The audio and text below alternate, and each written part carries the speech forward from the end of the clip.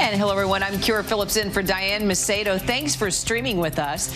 UN Secretary General Antonio Guterres is urging the U.S. and China to mend their frayed relationship, warning the mounting disagreements could spiral into a new Cold War. That caution coming as world leaders are set to meet at the UN General Assembly in New York to discuss climate change, COVID vaccines, and the nuclear test ban treaty. The U.S. is working to deport thousands of Haitian migrants camped out under a bridge in Del Rio, Texas, in what could be one of America's swiftest large-scale expulsions in decades. The Biden administration plans to fly most of the some 13,000 migrants back to Haiti, which is reeling from a devastating earthquake and political instability in the wake of its president's assassination.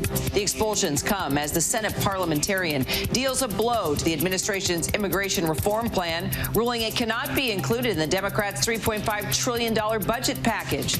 Homeland Security Secretary Alejandro Mayorkas is heading to the border to oversee the deportations and will hold a press conference just after 1 p.m. Eastern. We will bring that to you live when it happens.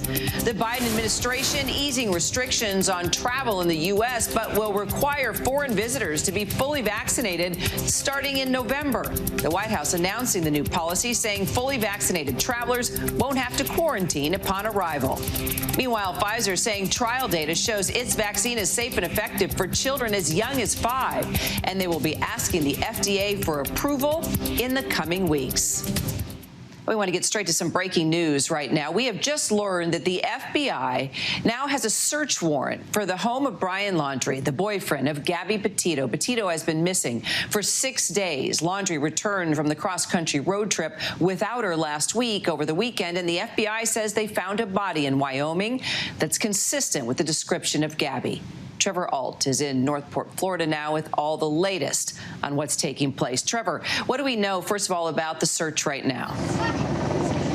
Well, Kira, that search is ongoing right behind me. This is Brian Laundrie's home. The FBI is in the process of executing what they say is a court-approved search warrant that is tied to the Gabby Petito investigation. And we have been watching agents come in and out of the house, surrounding it with vehicles and taping it all off as well.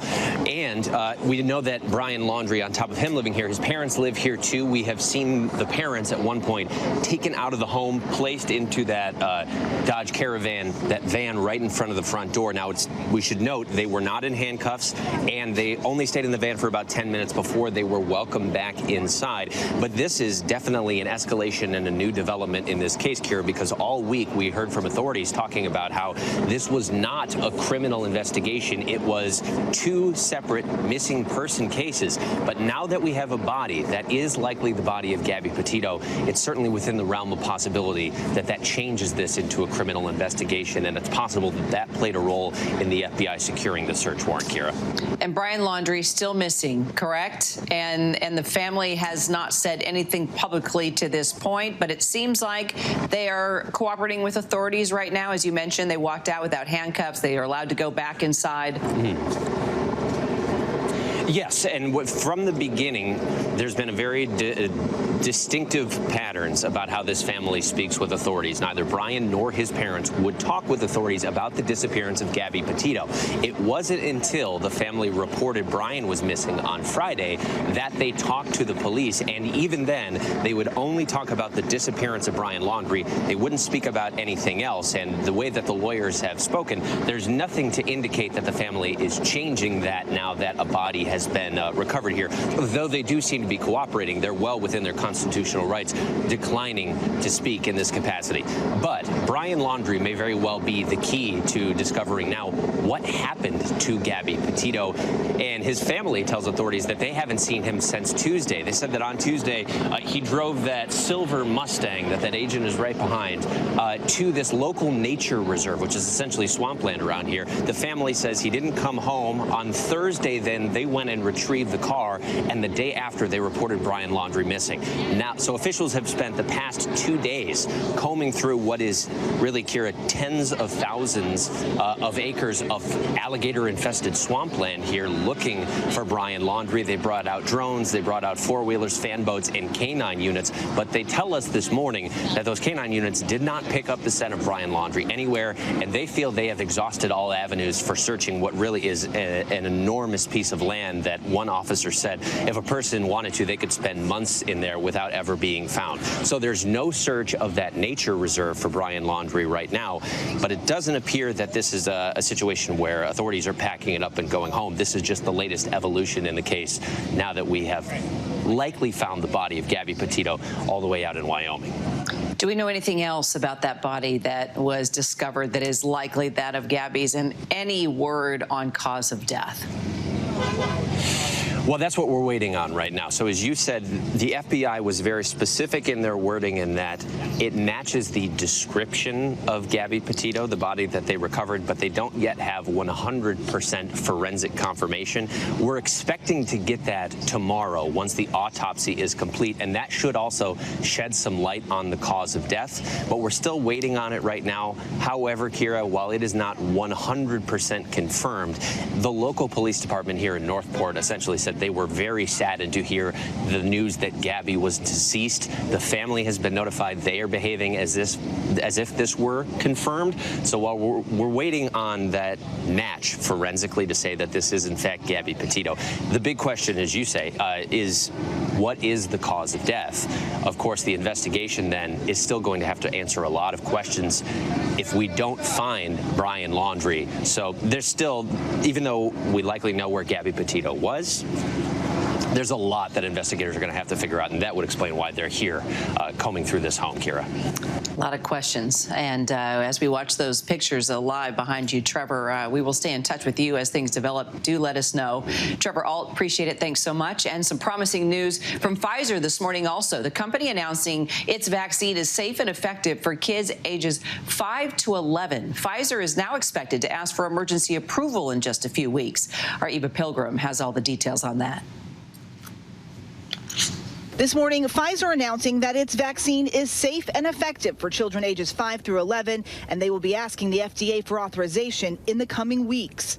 The announcement coming along with the first look at the company's trial data giving its vaccine to children. The company says the trial gave more than 2,200 children a dose 1/3 the amount given to adults, and found that it produced minimal side effects similar to adults and older children. And Pfizer says the results, which haven't been peer-reviewed, show the antibody response at that dose in children was at least as strong as the full adult dose in patients 16 to 25.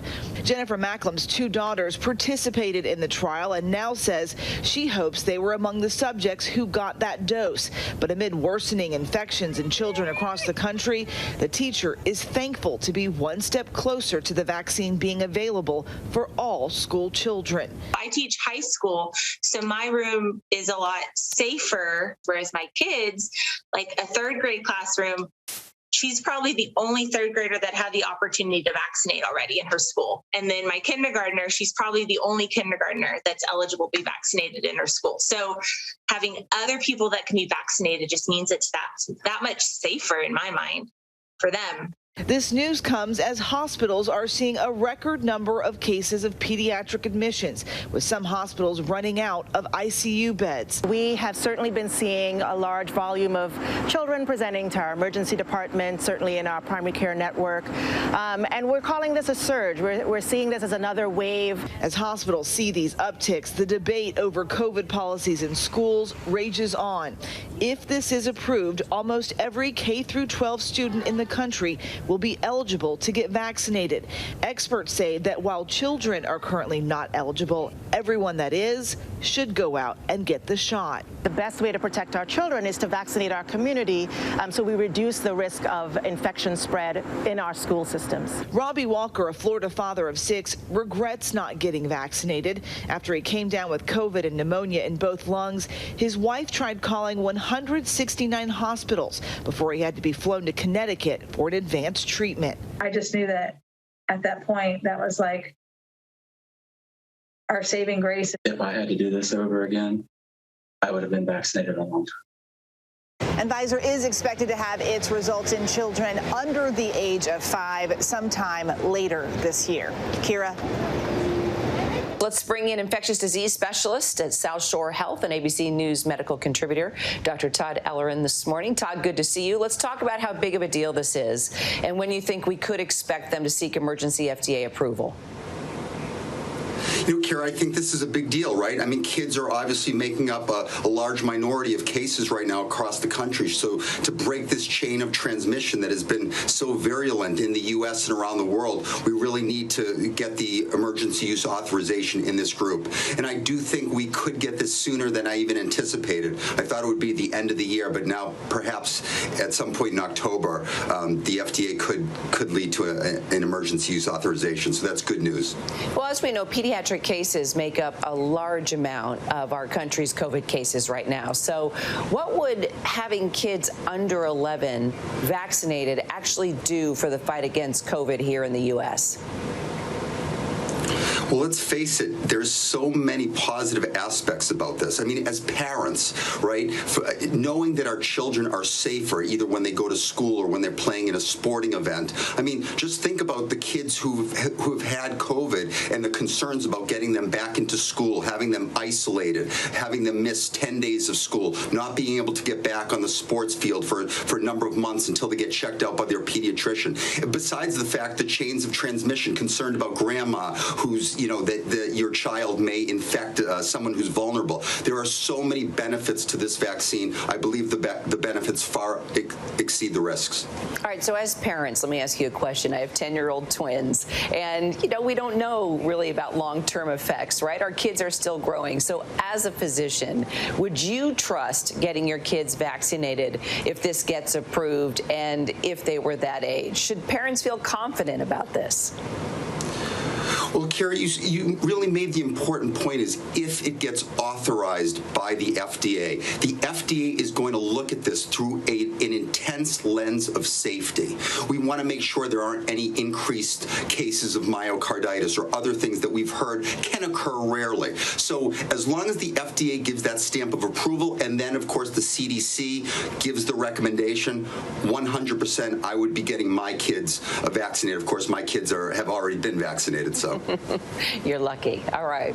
So on a separate note, Todd, I want to ask you about the FDA's independent advisory panel. It rejected President Biden's boosters for all plan on Friday. So instead, it's opting to recommend the third Pfizer shots only for those ages 65 plus or at high risk of severe COVID.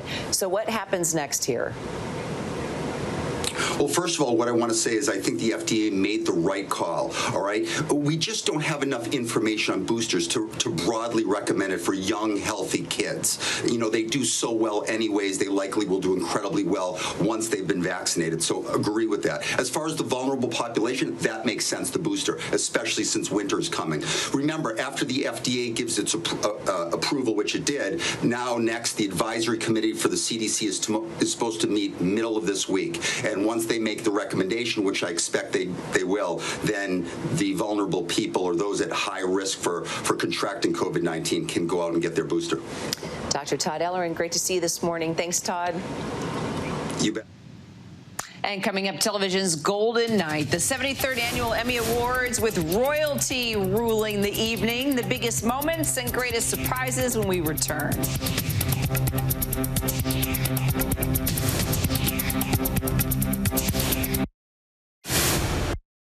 Well, the 73rd Annual Emmy Awards was quite the royal experience as Netflix takes the Emmys throne. The Crown took home 7 statues last night, including Best Drama and awards for some of the series' biggest stars. And soccer sitcom, my favorite, Ted Lasso, earned 4 Emmys for the show's feel-good first season. Chris Connolly has more from Hollywood's Golden Night. A tent in downtown Los Angeles was the site of last night's Emmys. The Crown. But its biggest winners were celebrating in London as The Crown ruled. 7 Emmys in all, winning Best Drama and handing statues to the likes of Josh O'Connor as Prince Charles. Making The Crown has been the most rewarding 2 years of my life. Olivia Colman as Queen Elizabeth. I'm going to be very quick because I'm very teary. I wish my dad was here to see this. So. I lost my daddy during COVID, and he would have loved all of this. And as Margaret Thatcher, Gillian Anderson. Back home, with host Cedric the Entertainer vowing a love fest for television and an homage to the late Biz Marquis kicking things off.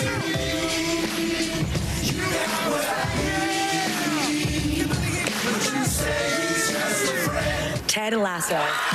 Ted Lasso led the comedies with 4 Emmys in all. The smash sitcom's feel-good first season, earning honors for star Jason Sudeikis. This show is about family. This show is about mentors and teachers. This show is about teammates. And I wouldn't be here without those 3. And a supporting actress,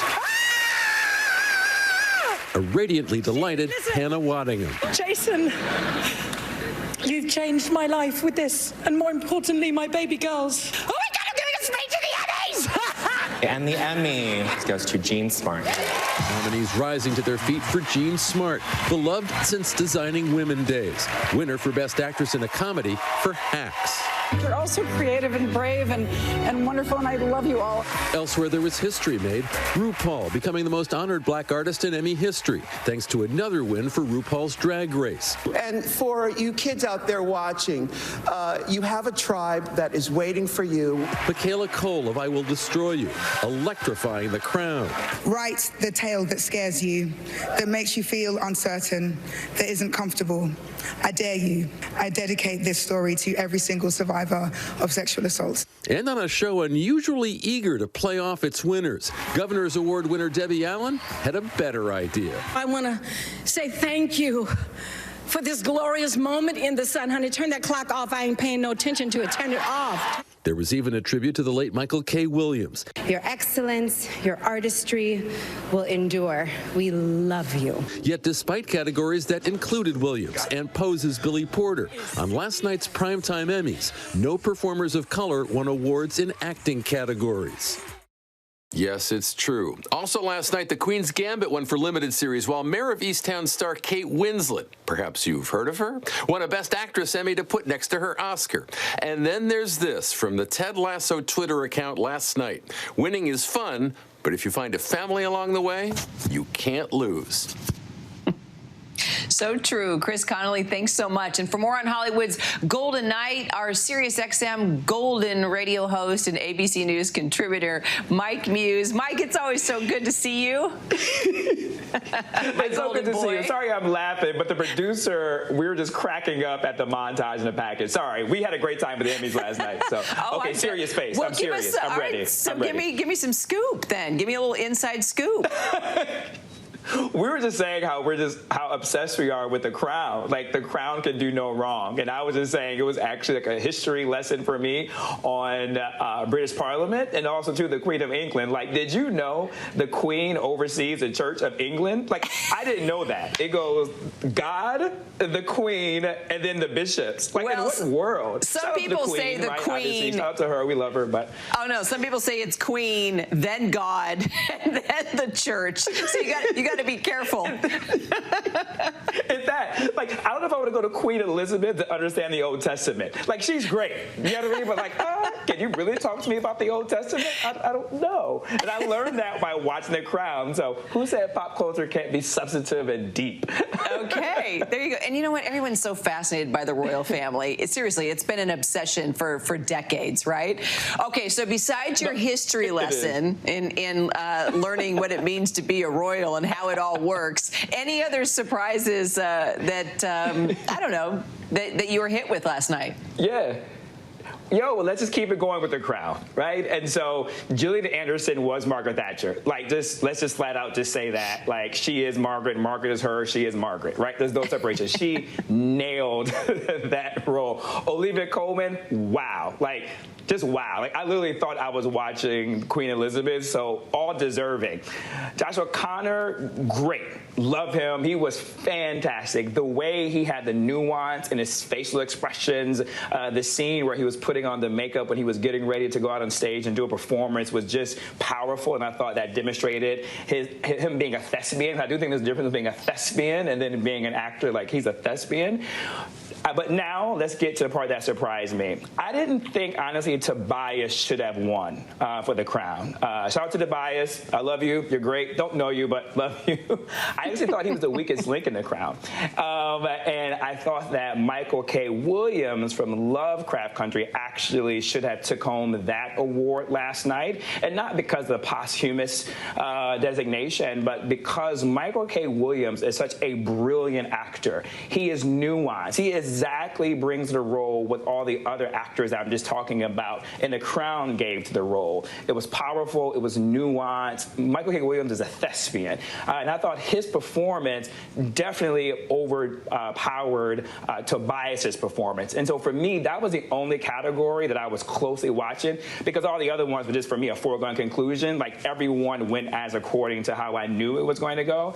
But that one I was paying attention to see what happened with that category. Well, that sort of segues into no performers of color won awards in acting categories. So what did that say to you about just the awards last night and the board that voted? Yo, that's such a great question. So I have a little bit of a nuanced theory when it comes to that. I legit think that the Emmys, sorry, you got me so relaxed. I'm thinking you and I are having a brunch conversation. I'm like, yo, legit. Sorry, let me be more Disney, right? Give me more Disney. So while watching the Emmys, my theory was that I thought that the Emmys need to have a broader base, one of members, but I also too think that a lot of these Emmy board members, I'm wondering, did they see a lot of shows that led with people of color? Like, I'm thinking about Blackish, I'm thinking about Pose, I'm thinking about Love Country. And a part of me was like, maybe that's why they've been nominated, but they don't actually win in these categories. But then I went to the Dave Chappelle, and his special got cut out. But Dave Chappelle's a known guy, but he still didn't win. So I was like, well, maybe my theory isn't holding up. But then my theory was, I'm thinking about like Raj from Bridger-Teton. That was one of the most highly consumed shows like during COVID, and he came up short. And so that kind of dispels my initial theory of maybe they're just not watching it. They're not the most popular shows out there. But now I don't know anymore. But I do know that something needs to change. I think there needs to be more of a heavy push to ensure that the voting members are actually watching these shows and seeing it for what it's worth. And I'm not taking away from anyone that won, but I also just think that there's a hesitation where people just haven't seen a lot of these shows. Because Lovecraft Country, although I love The Crown, as you can tell, the difference with Lovecraft Country, what I thought they should have won for writing, is because it's a play on this world that is really complicated to actually write and then to translate onto the screen. With The Crown, there's definitely historical lessons that you can take and be creative with it, but there's something about the complexity of the storytelling of Lovecraft Country where I thought that should have came away a winner too as well. So that is where I thought some of the surprises, and where we can help amplify shows that are led by people of color, and also too by the LGBTQAI+ community as well. Agreed. Okay. And I'm going to kind of take a little bit of a left turn, and I gotta talk about Ted Lasso. Can I tell you, I was obsessed. I binged Ted Lasso. Just Jason's acting was so amazing. The messaging, it was funny. It was so uplifting on every level. But, of course, we don't want to give anything away. I can't wait for the season to start up again, because I was a little shocked at how it ended. Like, ooh, that was hardcore, because you'd spend so much time laughing and being pulled in by this show. But can we just give a shout out to Ted Lasso? Like, legit, Ted Lasso, that show could do no wrong. Like, Apple TV, win for you. Like, I'm so glad they're stepping up their programming too as well. But Ted Lasso is like, it could do no wrong. That show is amazing. Everyone is watching it. Everyone is loving it. And who doesn't love a little comedy in their life? But speaking of Apple TV, let's give it up for the streaming. Streaming right now is running the boards. And I think it's because they're putting on the screen more nuanced characters, nuanced storylines, even with comedy, right? And I think they're taking the lead with that. And then also, too, I'll be remiss if I didn't talk about Mayor of Easttown. I mean, my God, I'm addicted to that one, too, as well. Like, I just can't get enough of it. Okay, you've got me. Now I guess I have to check that out. I'm a little behind the dime on that one. So, but I love how you... Yeah, catch up ASAP. Hey, and I love how you're giving a shout out to streaming. That's us right here, ABC News Live. There we go, Mike. Keep it going. Look at us. That's right. Go Disney. Streaming with Mike Muse. I love it. Hey, that's a new show. Streaming with Mike Muse. Okay, that'll come up. There we go. All right, we just sold it. Bought it. You know people. Call people. Let's do it together. Great to see you, Mike. Great to see you too as well. All right, coming up, America Strong. Who doesn't love a story of success and survival? Up next, New Jersey resilience as a family finds the love and support they never expected after Hurricane Ida.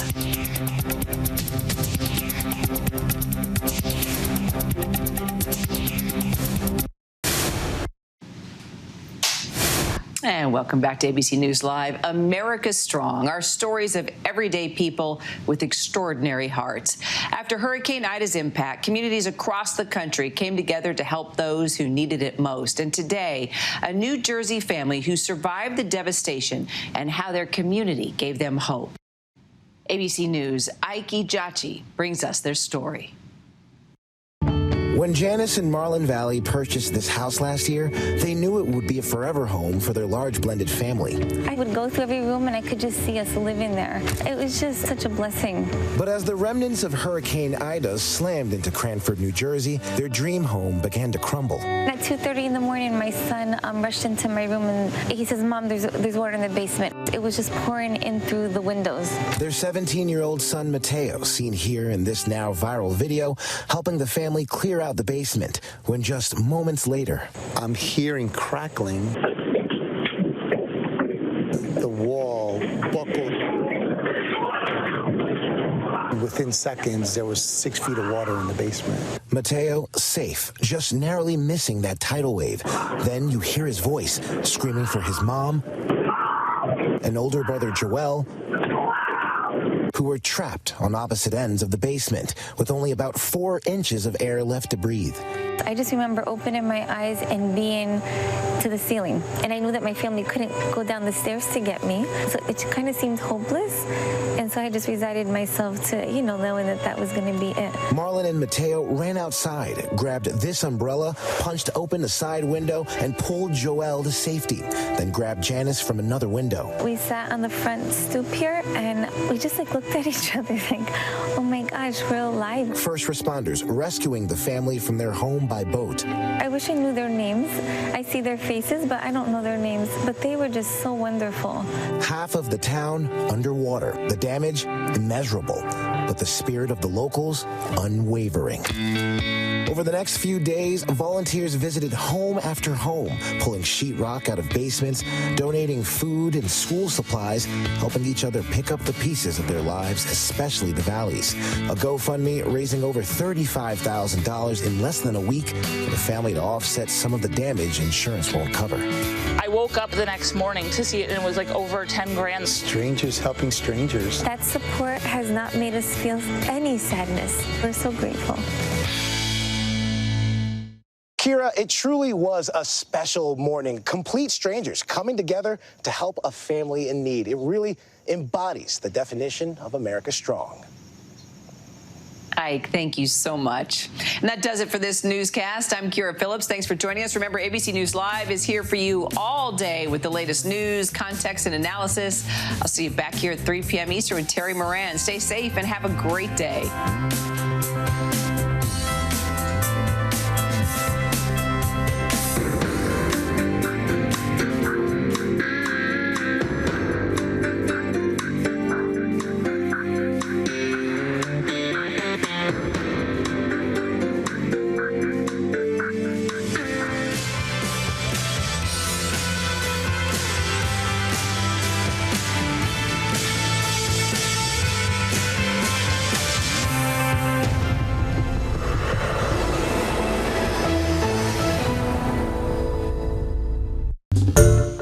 Hi everyone, George Stephanopoulos here. Thanks for checking out the ABC News YouTube channel. If you'd like to get more videos, show highlights, and watch live event coverage, click on the right over here to subscribe to our channel, and don't forget to download the ABC News app for breaking news alerts. Thanks for watching.